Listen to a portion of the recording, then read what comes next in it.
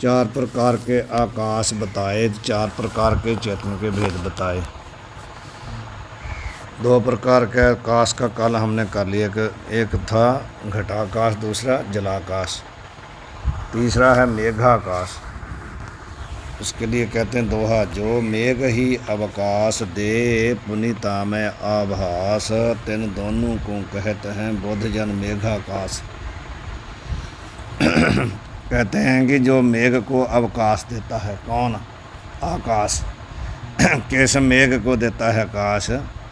जो उस मेघ बादल, बादल में पड़ रहा है आभास, किसका? आकाश का।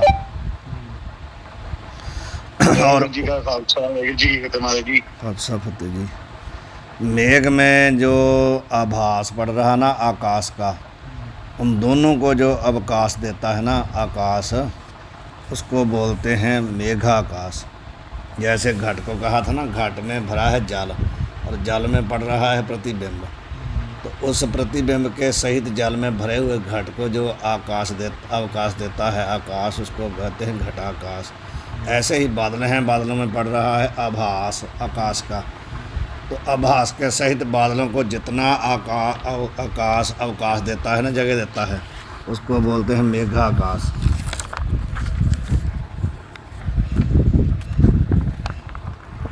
मेघ जो मेघ जो बादल, तिनको जो आकाश अवकाश देवे, और मेघ के जल में जो आकाश का प्रतिबिंब है, इन दोनों को मेघाकाश कहे हैं। कोई शंका करे, जो मेघ तो आकाश विषय है, तिनमें जल और आकाश का प्रतिबिंब दिखे बिना कैसे जाने जावे है। कोई शंका कर रहा है कि जो मेघ है तो आकाश में ही है, तो उसमें जल और आकाश का प्रतिबिंब दिखे बिना कैसे जाने भी उसमें है। वो तो पहले आकाश में रह रहे हैं, तो उसमें जल में अब आकाश, जो आकाश का प्रतिबिंब है, वो बिना दिखे कैसे पता चले भी उसमें है या नहीं है। तो कह रहे हैं, समाधान उसका कर रहे हैं। बरसत मेघ अनंत जल, उदक सहित यही हेत, दक नहीं नभ आभास बिन एम प्रतिबिंब समेत। कहते हैं कि अनंत जल जो है उसकी वर्षा करता है मेघ, उदक सहित। तो इसी से पता चलता है, शंका ये की कि बादल में जल है, जहाँ उसमें जल में प्रतिबिंब है, उसका बिना दिखे पैसा कैसे पता चले। तो कह रहे हैं भी अनंत जल जो है उसकी वर्षा करता है मेघ, इसी हेतु से पता चलता है कि उसमें जल है। यही सबसे बड़ा हेतु है ना, कारण है, जो जल इतने जल बरसा रहा है मेघ, तो उससे पता चलता है कि उसमें था, तभी तो बरसाया उसने। तो दक नहीं नभ आकाश बिन, तो ये नियम है कि दक का मतलब भी जाली है, उदक का अर्थ भी जाली होता है, दक का अर्थ मतलब जो है संक्षेप से जाली ही इसका अर्थ है। कहते हैं जल जो दक नहीं नभ आकाश बिन, ये नियम है भी जो जल होता है बिना आकाश के प्रति के बिंद के बिना होता नहीं है, एम प्रतिबिंब समेत। इसी से पता चलता है कि जो बादल है उसमें जल भी है और जल में प्रतिबिंब भी है। यद्यपि मेघ विषय जल और आकाश का प्रतिबिंब प्रत्यक्ष नहीं है, सामने तो नहीं दिखता, तथापि अनुमान करके जाने जावे है। अनुमान तो लगा सकते हैं ना। मेघ जो जल की वृष्टि करे है, यहाँ ते ऐसा अनुमान होवे है जो मेघा विषय जल है। वर्षा से पता चलता कि मेघ जो है बादलों उसमें जल है। जो मेघा विषय जल ना होवे तो जल की वृष्टि मेघा से नहीं होवे, नहीं होनी चाहिए ना। मेघा विषय जल है सो आकाश के प्रतिबिंब सहित है, काहे ते जो जल होवे है सो आकाश के प्रतिबिंब बिना नहीं होवे है। यहाँ ते मेघा विषय जो जल है सो भी आकाश के प्रतिबिंब वाला है। इस रीति से मेघ विषय जल और आकाश के प्रतिबिंब का अनुमान होवे है। उदक और दक ये दोनों जल के नाम हैं। अब चौथा आ गया महाकाश, दोहा। बाहर भीतर एक रस व्यापक जो नभ रूप, जो बाहर और अंदर सब संसार के बाहर और सब वस्तुओं के बीच में जो व्यापक है ना, नभ का रूप आकाश का, महाकाश ताकू कहें, उसी को महाकाश कहते हैं। कौन कहते हैं? कोविद बुद्धि अनूप, जो बुद्धि के अनूप भाव श्रेष्ठ हैं। कोविद भाव कवि लोग, वो कहते हैं विद्वान लोग, जो श्रेष्ठ बुद्धि के मालक हैं। बाहर और भीतर सारे एक रस व्यापक जो नाभ कहिए आकाश का स्वरूप है, ताकू अनूप कहिए अद्भुत बुद्धि वाले पंडित महाकाश कहे हैं। किसके? बाहर और भीतर, ब्रह्मांड के, कोई एक वस्तु के नहीं। जो संपूर्ण ब्रह्मांड है ना, दुनिया जितनी है, उसके बाहर उसके अंदर दोनों जगह जो स्वरूप है आकाश का, उसको कहते हैं महाकाश। ये तो हो गए चार रूप आकाश के। इनको अच्छी तरह पकाओगे सभी समझ आएगी, नहीं पकाओगे समझ नहीं आएगी। ये चार जो अभी बताने जा रहे हैं ना, वही तभी समझ में आएंगे, एक एक के साथ एक एक को समझना पड़ेगा। उधर पहले बताया था घटाकाश, तो इधर सबसे पहले क्या बता रहे हैं? देखो, चतुर्भांति नभ के कहे लक्षण श्रुति अनुसार, जो कहते चार प्रकार के लक्षण कहे हैं ना, श्रुति के वेद के अनुसार कहे हैं। अब चेतन के शिष्य सोन जासू लहे विचार। हे शिष्य, अब तू चेतन के चार स्वरूप जो है उसको सोना, जिनकी विचार करने से तेरे को अपने स्वरूप की प्राप्ति होएगी, ज्ञान प्राप्त होएगा। हे शिष्य, चार ही प्रकार के आकाश के लक्षण कहे, अब चार ही भांति के चेतन के लक्षण सुन। जाके सुने थे विचार कहिए, विचार का फल ज्ञान प्राप्त हो गए। पहला कहा था कूटस्थ, अब कूटस्थ कहने लगे। कूटस्थ किसको कहते हैं? दोहरा मति व व्यष्टि ज्ञान को अधिष्ठान चैतन्य घटाकाश सम मानिए, सो कूटस्थ अजन्य। हम कहते हैं मति व व्यष्टि अज्ञान को अधिष्ठान, जो व्यष्टि अज्ञान का अधिष्ठान चैतन्य है, या मति भाव अंतःकरण का अधिष्ठान है। और घटाकाश के समान उसी को कहते कूटस्थ मानो। वो कैसा है? अजन्य, अनादि है, पैदा नहीं हुआ वो। बुद्धि अथवा व्यष्टि, बुद्धि से वही ले लेना अंतःकरण। बुद्धि अथवा व्यष्टि ज्ञान समझते हैं, व्यष्टि भाव। हाँ जी, एक समष्टि ज्ञान, एक व्यष्टि ज्ञान। समष्टि होता है संपूर्ण सभी में रहने वाला ज्ञान, और व्यष्टि होता है एक जीव में रहने वाला।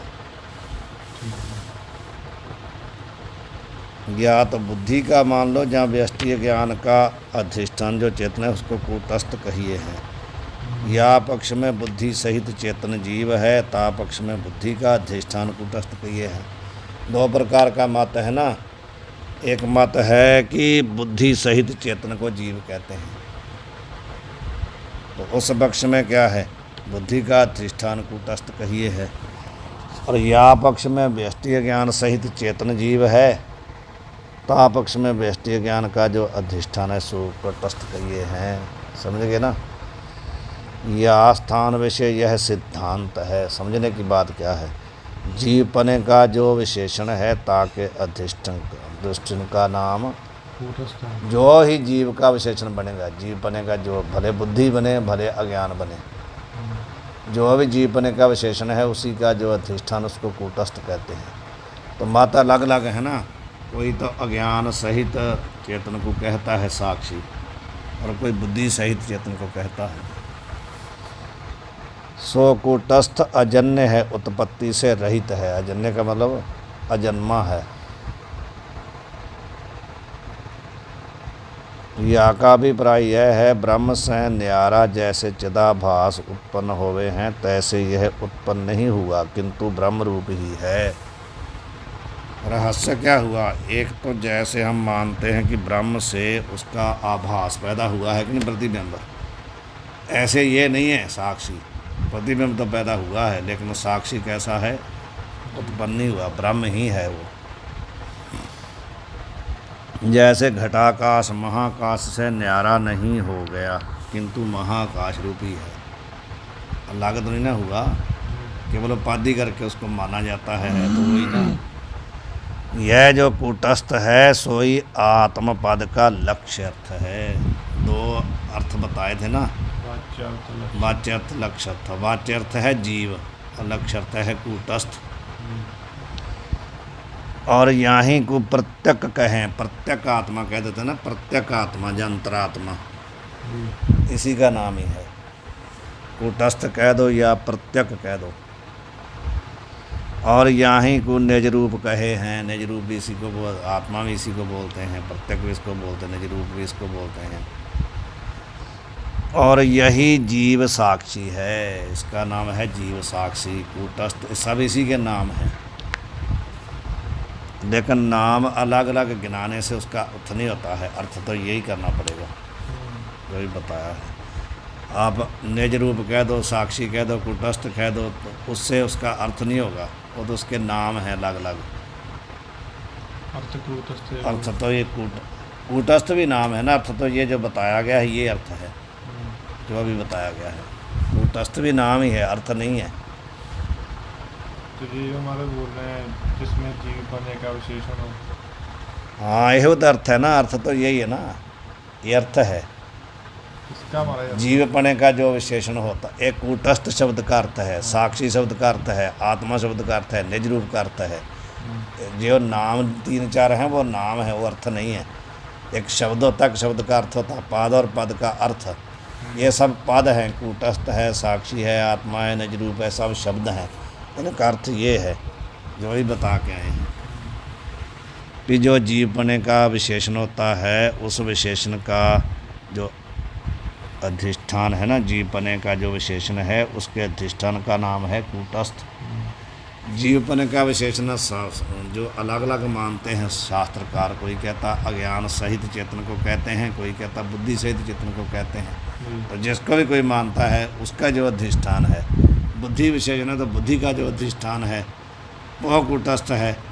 यदि कोई अज्ञान सहित चेतन को मानता, उन दोनों का जो अधिष्ठान है उसका नाम कूटस्थ है। अथ जीव वर्णन, दूजा आ गया जीव। दोहा, काम कर्म युक्त बुद्धि में जो चेतन प्रतिबिंब जीव कहे विद्वान तिहि जल नभ तुल्य सबिंब। कहते हैं कि जो काम और कर्म से, कामना और कर्म के सहित बुद्धि में जो चेतन का प्रतिबिंब है ना, उसको कहा जाता है जीव। जो बुद्धि में प्रतिबिंब पड़ रहा है वो कैसा है, कामना से और कर्म से युक्त है कि नहीं, उसी को जीव कहते हैं। कौन? विद्वान। और कैसा है? जल नभ तुल्य, जैसे जलाकाश। जलनभ का मतलब क्या है? जलाकाश। तो जलाकाश का लक्षण बताया था कि जल में भरा हुआ है जल, उसमें घड़े में भरा है जल। तो उस जल से भरे हुए घट को जो अवकाश देता है आकाश, उसको बोलते हैं।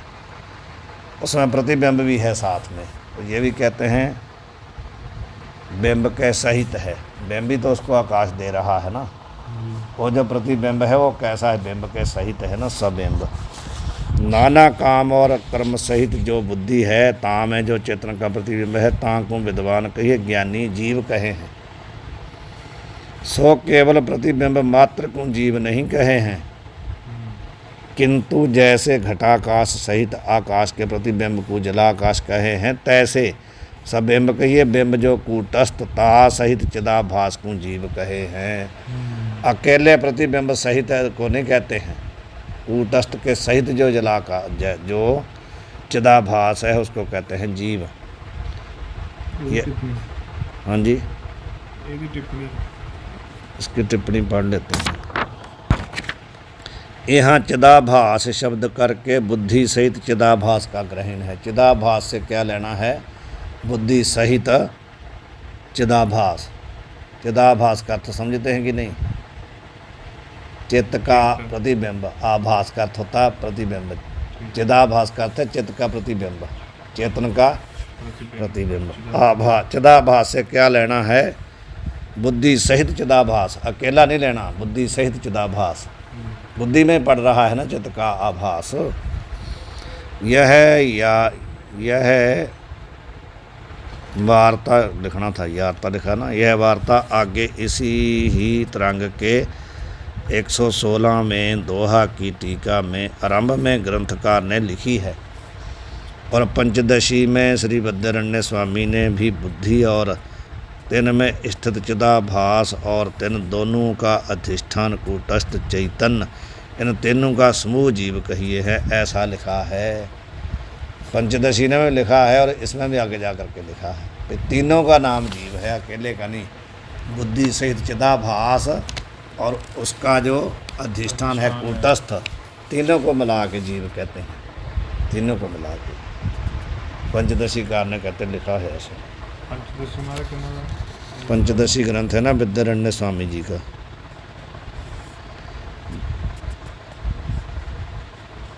इन तीन का समूह जीव कहिए हैं, ऐसे लिखा है। यहाँ ते बुद्धि व अविद्या जो तामे स्थित जो चिदाभास और तिनका अधिष्ठान कूटस्थ, ये तीन मिलके जीव कहिए हैं। जहाँ तो अविद्या में मान लो प्रतिबिंब या बुद्धि में मान लो, तीनों को मिलके जीव कहते हैं।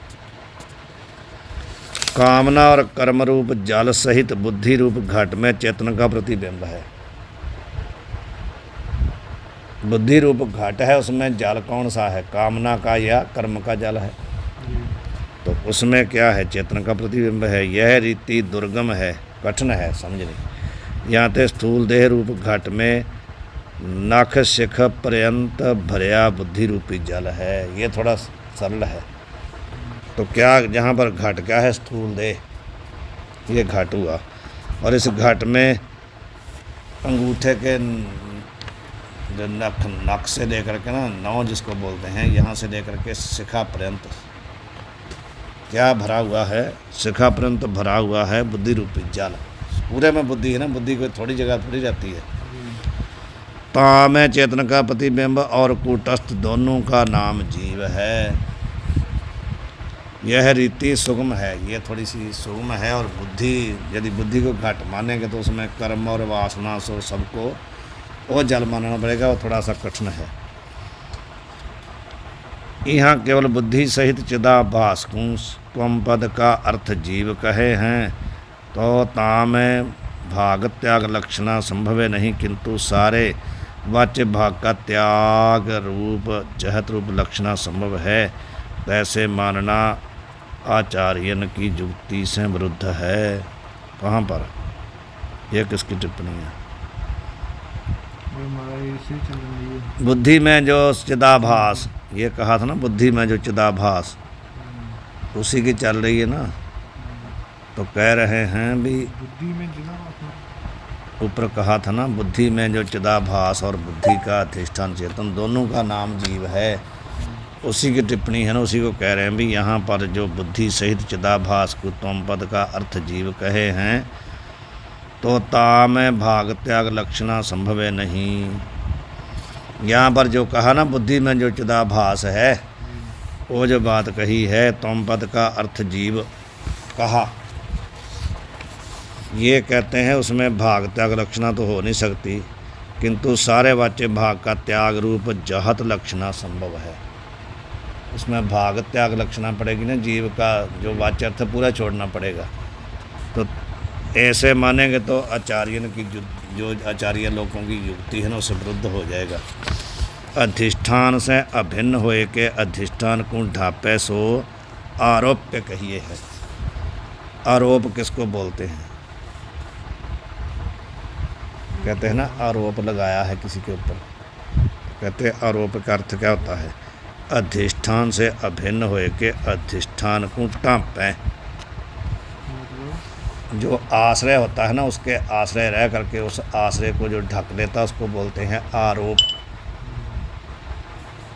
अधिष्ठान ते भिन्न होए के कहूँ भी आरोप्य की प्रतीति होवे नहीं, यह अनुभव से विरुद्ध है। अधिष्ठान से अलग हो करके कोई आरोप रहता है, ऐसा कहीं देखा नहीं गया। जो जिसके ऊपर आप आरोप लगाते हो उसी में रहता है ना। उससे अलग हो करके यदि रहेगा तो उसको आरोप नहीं मानेंगे। समझ गए ना। या तो चिदाभास सहित बुद्धि विशिष्ट कूटस्थ चेतन जीव है, ऐसे मानना योग्य है। हाँ जी महाराज। दोहा। अधिष्ठान कूटस्थ से हुए आभास बहाल, रक्त पुष्प ऊपर धर्यो, स्फटिक हो ही जेम लाल। बता रहे हैं कि जैसे रक्त पुष्प है, लाल रंग का पुष्प है, फूल है, तो उसके ऊपर आपने स्फटिक मणि रख दी। स्फटिक मणि ऐसी होती है कि बिल्कुल सफ़ेद होती है, उसके आर पार दिखता है। जिस चीज़ के आप जिस रंग के ऊपर रखोगे वैसा ही रंग उसमें दिखने लगेगा। तो कहते हैं जैसे रक्त पुष्प के ऊपर आपने क्या धर दिया, स्फटिक मणि, तो स्फटिक मणि जो है उसमें लाल रंग दिखने लगा। उसी प्रकार अधिष्ठान कूटस्थ से जो आभास है ना, उसकी प्रतीति कैसे होती है।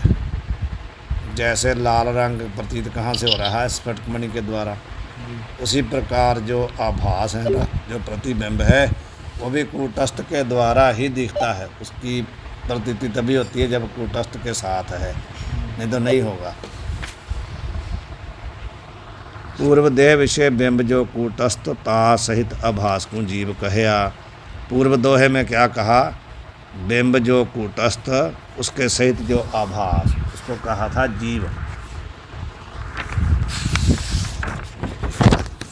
यह प्रतीति होवे है जो बुद्धि में प्रतिबिंब है सो कूटस्थ का है। ऐसी प्रतीति होती है ना कि बुद्धि में जो प्रतिबिंब वो किसका है, कूटस्थ का, और बाहर के ब्रह्म चेतन का नहीं। आम आदमी को तो ऐसे ही पता चलेगा ना कि कूटस्थ जिसने अवकाश दिया है बुद्धि के सहित प्रतिबिंब को, वो प्रतिबिंब किसका है, कूटस्थ का। जिसने अवकाश दिया उसी का पड़ेगा ना, पास में है। बाहर वाले ब्रह्म का नहीं, जो सामान्य ब्रह्म है उसका नहीं। जा का प्रतिबिंब होवे सो बिंब कहिए हैं, सो कूटस्थ को बिंब कहे आ। यहाँ ते ता का प्रतिबिंब है जह प्रतीत होवे है, सो या दोहे से प्रतिपादन करे हैं। जैसे बड़े लाल पुष्प के ऊपर जो धरिया सफ़ेद स्फटिक है, ताके विषय फूल की लाली की दमक होवे है। सो लाल फूल का प्रतिबिंब है।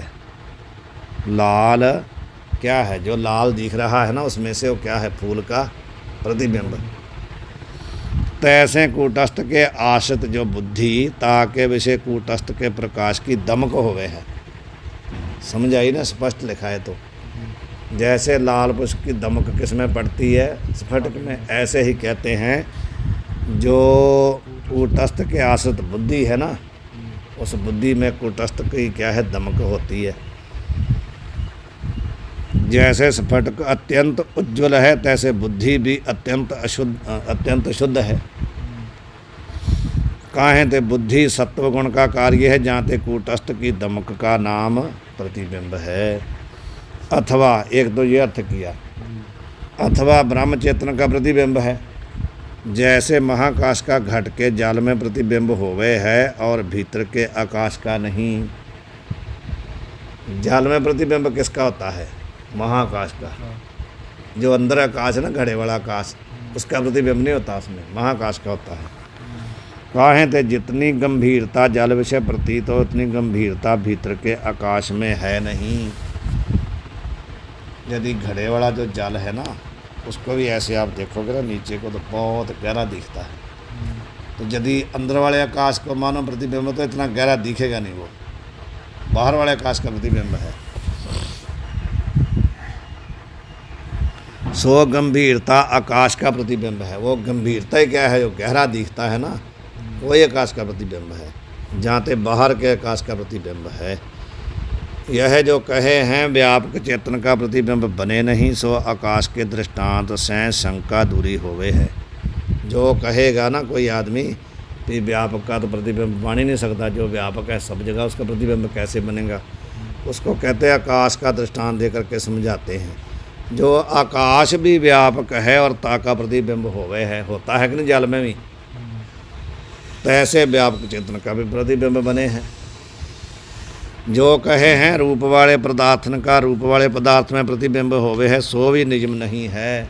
जो ये कहता है कि प्रतिबिंब रूप वाले पदार्थ का ही होता है और रूप वाले पदार्थ में पड़ता है, जो ऐसा कहता है वही नियम नहीं है। काहे थे रूप रहित शब्द का रूप सहित आकाश में प्रतिबिंब होवे है, होता है कि नहीं। शब्द का रूप कोई नहीं है, पर उस रूप रहित शब्द का आकाश में प्रतिबिंब होता है कि नहीं। जब हम आवाज़ देते हैं तो आगे से वापस आती है कि नहीं। सो यह पूर्व कहे आए हैं जाते चेतन का प्रतिबिंब बने हैं। इसलिए ये नहीं कोई कह सकता कि चेतन का प्रतिबिंब नहीं है, चेतन का प्रतिबिंब बन जाएगा। इस रीति से बुद्धि में आभास और बुद्धि का अधिष्ठान चेतन, एक तो बुद्धि में प्रतिबिंब है और एक उसका जो अधिष्ठान है चेतन, दोनों का नाम जीव है। उसका अधिष्ठान चेतन कौन है, उसी को कुटस्थ बोलते हैं। दोनों का नाम क्या है, जीव। जो जीव सो जीव त्वम पद का वाच्य कहिए है, ताकि उसे चिदाभास का त्याग करके केवल जो कूटस्थ है सो त्वम पद का लक्ष्य कहिए। समझ गए। सो जीव जो है ना, जीव जो बुद्धि में पड़ रहा है प्रतिबिंब, और उन दोनों का अधिष्ठान जो चेतन, उसको तो बोलते हैं जीव।